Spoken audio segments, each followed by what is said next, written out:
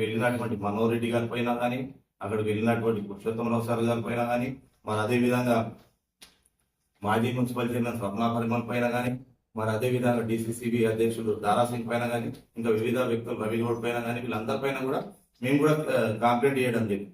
మరి ఇంతవరకు ఎలాంటి చర్యలు తీసుకోలేదు. మరి వాళ్ళ పైన కూడా కేసు నమోదు చేయాల్సిన అవసరం ఎంతైనా ఉంది. మరి అదేవిధంగా మీరు చూసినట్టయితే గత 75 సంవత్సరాల నుండి తాండూరు చరిత్రలో ఎప్పుడు కూడా ఒక మాజీ ఎమ్మెల్యే పైన కేసు నమోదు చేసినటువంటి దాఖలాలు ఎప్పుడు లేవు. మనం మాణిక్రావు గారి కాడ నుండి తీసుకుంటే, మనం చిన్నారెడ్డి గారి కాడ నుండి వాళ్ళు గెలిచిన తర్వాత ఓడిపోయినటువంటి మాజీ ఎమ్మెల్యేలు కానివ్వండి, కంటెస్ట్ చేసిన అభ్యర్థులు కానివ్వండి, ఎవరిపైన కూడా ఇట్లా కేసులు నమోదు చేసి వాళ్ళ పైన అక్రమ కేసులు బనాయించి వాళ్ళని అంగదొక్కాలని చూసినటువంటి సందర్భం తాండూరు చరిత్రలో ఎప్పుడు కూడా లేదు. ఎందుకంటే చిన్నారెడ్డి గారు చెట్టి చంద్రశేఖర్ గారి పైన కూడా ఎప్పుడు కేసు నమోదు చేయలేదు. మరి అదే దాని తర్వాత బాస్పల్లి సారెడ్డి గారి పైన కూడా ఎప్పుడు కేసులు నమోదు చేయలేదు మాణిక్రావు గారు. చంద్రశేఖరరావు గారు మరణించిన తర్వాత మహేందర్ రెడ్డి గారు ఇక్కడికి వెళ్ళి ఎమ్మెల్యే గెలవడం జరిగింది.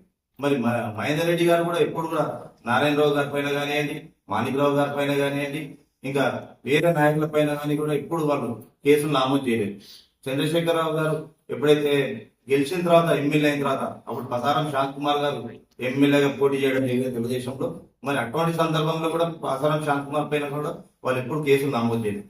మహేందర్ రెడ్డి గారు ఓడిపోయిన తర్వాత 2019 మరి అప్పుడు ఉన్నటువంటి రోహిత్ రెడ్డి గారు కూడా మహేందర్ రెడ్డి పైన కూడా ఎప్పుడు కూడా కేసులు నమోదు చేయలేదు. మహేందర్ రెడ్డి గారు కూడా నారాయణరావు గారి పైన ఎప్పుడు కూడా కేసులు నమోదు చేయలేదు. మరి ఈరోజు కొత్త సంస్కృతి తీసుకొని వస్తున్నారు తాండూరు. మాజీ ఎమ్మెల్యే పైలట్ రోహిత్ రెడ్డి గారు పోయింది ఎందుకు అక్కడికి? వీళ్ళు చేసినటువంటి ఎలక్షన్లను ఫలితాలను తారుమారు చేయాలని చెప్పేసి వీళ్ళు ఏదైతే ఉద్దేశపూర్వకంగా అక్కడ పోయారో దానికి అడ్డుకోవడానికి రోహిత్ రెడ్డి గారు అక్కడికి వెళ్ళింది తప్పితే ఇంకో విషయం కాదు. మీ అందరూ కూడా గమనించాలి. సోదరులు కూడా ప్రెస్ సోదరులు కూడా ఉన్నారు. ఆ రోజు జరిగింది ఇన్సిడెంట్ కూడా ప్రజలకు తీసుకోవాల్సిన అవసరం కూడా మీ పైన ఉంది. కాబట్టి మేము చెప్పదలుచుకుంది ఒకటే, ఇప్పటికైనా కూడా మీరు కరెక్ట్ గా ప్రజలకు అందుబాటులో ఉండి ప్రజలకు సేవ చేయండి తప్పితే మీరే అక్రమాలు అన్యాయం చేసి దౌర్జన్యాలు చేసి ప్రజలకు పోయి ప్రజలను ఇబ్బందులకు గురి చేయడం మాత్రం సరైన పద్ధతి కాదని చెప్పేసి ఇప్పుడు ప్రెస్ మీట్ ద్వారా మేము తెలియజేస్తా ఉన్నాం. మరి అదేవిధంగా 11వ తారీఖు పోలింగ్ జరిగిన రోజు వార్డు నంబర్ 23కు సంబంధించి ఆ రోజు బుయ్యాని శ్రీనివాసరెడ్డి గారు కూడా బీబీహెచ్ఎస్ పోలింగ్ స్టేషన్ లో దూసుకుపోవడం జరిగింది. అక్కడ ఉన్నటువంటి మహిళా ఎస్ఐ పైన ఎంత దురుసుగా ప్రవర్తించారు, ఎంత వల్గర్ గా మాట్లాడినో మనం అందరం చూసినాం. అధికారులు అడుగు తెలుస్తుంది. అక్కడ వచ్చినటువంటి సోదరు ప్రెస్ సోదరులు కూడా ఆ రోజు అన్ని గమనిస్తున్నారు. మరి వారిపైన ఎందుకు చర్యలు తీసుకుంటలేరు? మరి వారిపైన కూడా చర్యలు తీసుకోవాలి. జరిగిన సందర్భంలో కూడా రోహిత్ రెడ్డి గారు ఇమీడియట్ గా అక్కడ పోయి దాన్ని అడ్డుకోవడం జరిగింది. కాబట్టి మేము చెప్పదలుచుకుంది ఒకటే, పోలీస్ అధికారులు కూడా కరెక్ట్ గా నిర్ణయం తీసుకోండి. మీరు ప్రజలకు సేవ చేయాల్సిన అవసరం ఉంది. మీ పైన మాకు గౌరవం ఉంది. మేము పోలీస్ స్టేషన్కి వెళ్ళినప్పుడు గౌరవ సిఐ గారు అక్కడ లేరు ఆ సందర్భంలో. లేకపోతే మేము ఇచ్చిన కంప్లైంట్ ని తీసుకున్న తర్వాత వాళ్ళు వెయిట్ చేయమని చెప్పింది. మేము దాదాపుగా 45 నిమిషాలు పోలీస్ స్టేషన్ లో వెయిట్ చేసినాం. మేము వెయిట్ చేసిన తర్వాత అన్ఫార్చునేట్ గా అప్పుడు ఏదో ఒక సందర్భంలో డిఎస్పీ గారు పోలీస్ స్టేషన్ రావడము, ఆయన విధుల్లో భాగంగా మరి డిఎస్పీ గారు వచ్చిన తర్వాత మేము డిఎస్పీ గారిని అడిగితే సరే కంప్లైంట్ తీసుకుంటే మాకు ఎక్నాలజ్మెంట్ ఇవ్వండి అంటే వాళ్ళు ఇమీడియట్ గా రెస్పాండ్ అయ్యి డిఎస్పీ గారు మాకు ఎక్నాలజ్మెంట్ ఇవ్వడం. సో మేము అనేది ఏంటంటే పోలీస్ అధికారులు కూడా మీరు కరెక్ట్ గా పనిచేయండి. మేము మీ పైన మాకు గౌరవం ఉంది, న్యాయ వ్యవస్థ పైన మాకు గౌరవం ఉంది. ఇప్పుడు మీరు తప్పుడు కేసులు పెట్టినంత మాత్రాన మేము దానికి భయపడి మేము పాలిపోవడాలు చేయడాలు ఇవన్నీ చేయము. మాకు న్యాయ వ్యవస్థ ఉంది, న్యాయ వ్యవస్థ పైన మాకు నమ్మకం ఉంది. మేము చట్టం తెరబోతాము, న్యాయ వ్యవస్థ తెరబోతాము, మేము పోరాడతాము. ఇవన్నిటిని కూడా కేసులకి బయటకు వస్తామని చెప్పేసి సందర్భంగా తెలుపుకుంటూ ఇప్పుడు మన కేసీఆర్ గారి బర్త్డే సందర్భంగా అందరికి కూడా మళ్ళొకసారి కేసీఆర్ గారి శుభాకాంక్షలు తెలియజేస్తూ, మరి మీ అందరికి తెలుసు మొన్న 13వ తారీఖు నాడు కౌంటింగ్ హాల్ లోపల ఎలాంటి అరాచకాలు జరిగినాయి. గతంలో పోలింగ్ రోజు కూడా ఎన్నో అరాచకాలు ఈ యొక్క కాంగ్రెస్ వాళ్ళు చేయడం, అదేవిధంగా ఈ యొక్క ప్రభుత్వం వచ్చినప్పటి నుండి కూడా నిజంగా ఇప్పుడు సోదరి చెప్పినట్ల ఒక రాయలసీమ మాదిరిగా ఈ యొక్క తాండూరు లోపల తాండూరు చరిత్రలోనే ఎప్పుడు లేనటువంటి ఒక భయభ్రాంతులను సృష్టిస్తూ మరి ఎక్కడికక్కడ అనగదొక్కాలనే ఆలోచనతోటి నడుస్తున్నటువంటి వ్యక్తి ఈ యొక్క ఎమ్మెల్యే గారు అనగదొక్కితే ఈడ అన్నిపోయేటోళ్ళు ఎవరు లేరు. నీవు కూడా ఒకప్పుడు ఇదే పార్టీలకు వెళ్ళి పోయినటువంటి వ్యక్తివి. నీకున్నవి ఈ రోజు అంటే నీకు ఈ యొక్క టిఆర్ఎస్ పార్టీ పెట్టిన భిక్షనే ఈ రోజు ఈ స్థాయికి నువ్వు పోగలిగినావు. కానీ నీవు అవన్నింటిని మర్చిపోయి ఈ రోజు ఎక్కడికక్కడ టిఆర్ఎస్ పార్టీని అనగబెట్టాలనే ఆలోచన విధానం నీకున్నది. నీవు ఇమ్మీడియట్ గా ఆలోచన విధానాన్ని పక్కకు పెట్టుకోవాలి. నీతి నిజాయితీ నీకుంటే వాస్తవంగా గతం లోపల కూడా మీరు సర్పంచ్ ఎన్నికల్లో ఎన్ని అవకతవకలు చేసినో ప్రతి ఒక్కరికి కూడా తెలుసు. మరి ఇలాంటి అవినీతికి మరి మీరు ఒడిగడుతున్నారు కాబట్టి తస్మాత్ జాగ్రత్త. రేపు రాబోయే రోజుల్లో నీకు పుట్టగతులు ఉన్నాయని ఈ సభాముఖంగా నేను తెలియజేస్తున్నాను. ఎందుకంటే నేను సర్పంచ్ ఎన్నికల్లో అదే విధంగా చేసినావు. మున్సిపల్ ఎన్నికలు వస్తే కూడా మీరిద్దరు మీ సోదరుడు నీవు గాని అదే మరి పంతా లోపల మరి పోవడం జరుగుతున్నది. మరి ఇంకా 3 వార్డులు డిక్లేర్ అయ్యేట్టున్నాయి, ఇంకా కౌంటింగ్ లో క్లియర్ కాలేదు. నువ్వు నేరుగా మరి కౌంటింగ్ హాల్లోకి వెళ్ళిపోయినావు. మరి నీకో న్యాయం మాకో న్యాయమా? మరి నీవు ముందల పోయినందుకు మరి మాజీ ఎమ్మెల్యే గారు రోహిత్ రెడ్డి గారు కూడా మరి నేను కూడా వెళ్తాన్ని రావడం, అక్కడ పోలీసులు అడ్డుకోవడం, ఇవన్నీ అనవసరమైన న్యూసెన్స్ చేసింది మీరు. మరి అన్ని చేసుకుంటూ కూడా మళ్ళీ ఇప్పుడు ఏం చేస్తున్నారు? అక్రమంగా పోలీసులతో కంప్లైంట్ ఇప్పించి మరి రోహిత్ రెడ్డి గారిని నిర్బంధిస్తే ఇక్కడ పార్టీ ఏదో ఇదైతుందనే ఆలోచనతోటి మీరు దుర్మార్గమైన ఆలోచన చేస్తున్నారు. కాబట్టి మీ ఆలోచనలు ఎప్పుడు కూడా చెల్లవు. మీ యొక్క దుర్మార్గమైన పనులు ఎక్కడైనా మీరు మానుకోవాలి. మీరు మీదికి మాత్రం తీయగా నవ్వుకుంటా మాట్లాడతావు. తేనె పూసిన కత్తిలాగా ఎక్కడున్నా అక్కడ నువ్వు ఇలాంటి దుర్మార్గమైన పనులు చేస్తున్నావు. నువ్వు అన్ని మర్చిపోయి చేస్తున్నావు. కాబట్టి భవిష్యత్తు లోపల ఈ యొక్క తాండ్రు ప్రజలందరూ గమనిస్తున్నారు ఏం జరుగుతున్నది. గతంలో ఏ విధంగా ఉండే 1000 కోట్ల నిధులు తీసుకొచ్చి ఈ యొక్క తాండ్రుని అభివృద్ధి చేసిన ఘనత మన యొక్క రోహిత్ రెడ్డి గారికి ఉంది. కేసీఆర్ ప్రభుత్వం మరి ఆ రోజు తాండ్రుకు పెద్దపీట వేసి ఎక్కువ నిధులు ఇవ్వడం జరిగింది. మరి అవన్నింటిని మర్చిపోయి ఈ రోజు వాస్తవంగా పోలీసుల కేసు పెట్టాలని లేదు. పోలీసుల మీద నువ్వు ప్రెషర్ తీసుకొచ్చినావు. నువ్వు ఒక ఒత్తిడి తీసుకొచ్చి ఆ సిఐ తోటి వాళ్ళతోటి రాజకీయ ఒత్తిడి తీసుకొచ్చి మీరు కంప్లైంట్ చేపిస్తున్నారు. ఇది సహజమే. ఎందుకంటే బయట పోయినప్పుడు ధర్నాలు చేసినా ఏం చేసినా నెట్టుకోవడం దొబ్బుకోవడం అది కామనే. పోలీసులకు కూడా తెలుసు. అయినా కూడా మీరు వాళ్ళు పట్టించుకోలే. మీరు మరుసటి రోజు నుండి వాళ్ళ మీద ప్రెషర్ తీసుకొచ్చి పోలీసుల ద్వారా కంప్లైంట్ చేయించి మరి ఈయనని అరెస్ట్ చేసినట్లయితే, ఈయనని నిర్బంధించినట్లయితే మా పనులన్నీ సజావుగా సాగుతాయని అనుకుంటున్నాను. రోహిత్ రెడ్డి గారు ఒకవేళ మీరు అరెస్ట్ చేసినట్లయితే తాండూరు మొత్తం దిగ్బంధం జరుగుతుంది.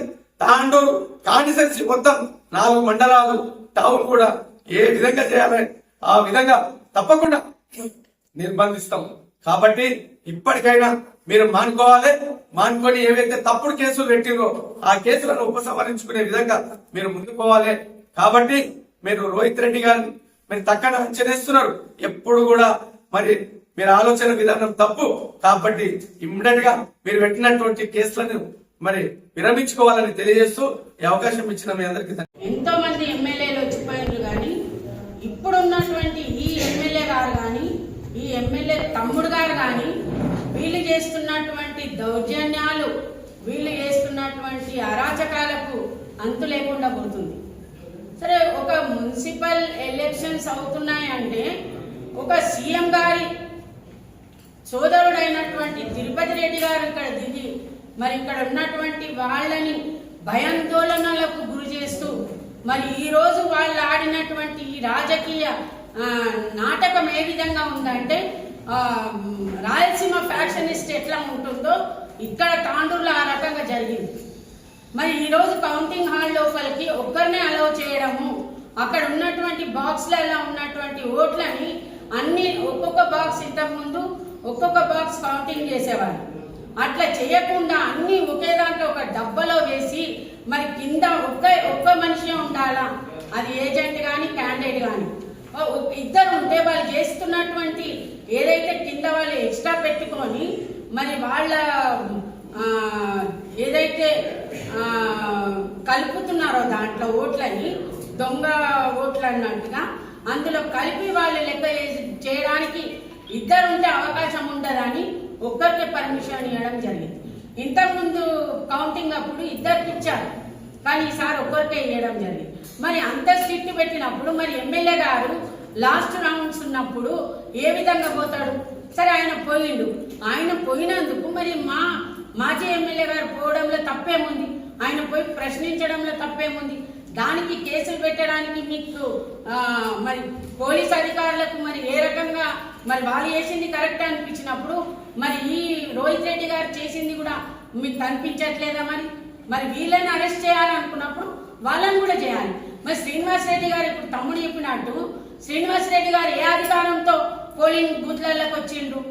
23వ వార్డుకి వచ్చి అక్కడ గంటన్నర గేట్ బంద్ చేసి తాళం వేపించి లోపలికి ఎవరిని పోనీయకుండా అప్పటి వరకు బయటకు వచ్చినటువంటి 1200 చిల్లర ఓట్లు పోలైతే అది ఓ గంటన్నర తర్వాత 1543 ఏ రకంగా అయింది? లోపలికి పబ్లికే పోలేదు, లోపల ఉన్న వాళ్ళు బయటికి రాని. మరి అంత లోపల 300 చిల్లర ఓట్లు ఎక్కడికి వెళ్ళి వచ్చినాయి? ఇది మొత్తం ఈ ఇద్దరు అన్నదమ్ములు ఆడుతున్నారు. ఈ తాండూరు లోపల ఈ అరాచకానికి అంతు లేకుండా పోతుంది. మరి అదేవిధంగా సీఎం గారి సోదరుడు వచ్చి ఇక్కడ కొంతమందిని భయాందోళనలకు గురి చేస్తూ వాళ్ళకి ఎలాంటి బీఆర్ఎస్ వాళ్ళకి సపోర్ట్ చేయొద్దు, మీరు ఖచ్చితంగా ఓడగొట్టాలనేసి ఒక ఇది ఫ్యాషన్ ఇష్టాన్ని ఇక్కడ తాండూరులో తీసుకొచ్చిండ్రు వాళ్ళు. మరి ఇది గమనించాలే ప్రజలు. రాబోయే రోజుల్లో ఈ తాండూరు ఎట్టుపోతుంది, మరో రాయలసీమ రాబోతుందా గమనించండి. ఈ కాంగ్రెస్ 6 గ్యారంటీలు చెప్పి అధికారంలోకి వచ్చింది.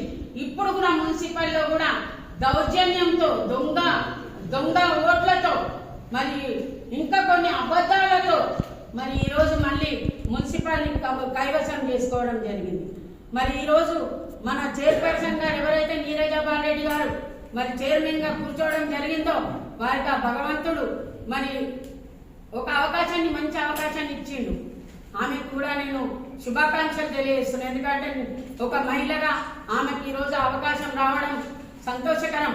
ఆమెకు చైర్పర్సన్ గా అయినందుకు శుభాకాంక్షలు తెలియజేస్తూ ఆమెకు ఒకే విషయం చెప్తున్నా, నేను నీకు తాండూరు 36 వార్డులు టౌన్ మొత్తంకి నువ్వు ఒక చైర్పర్సన్, కానీ నిన్న నువ్వు చెప్తున్న మాట ఏంటంటే సాయిపూర్ని డెవలప్ చేస్తా.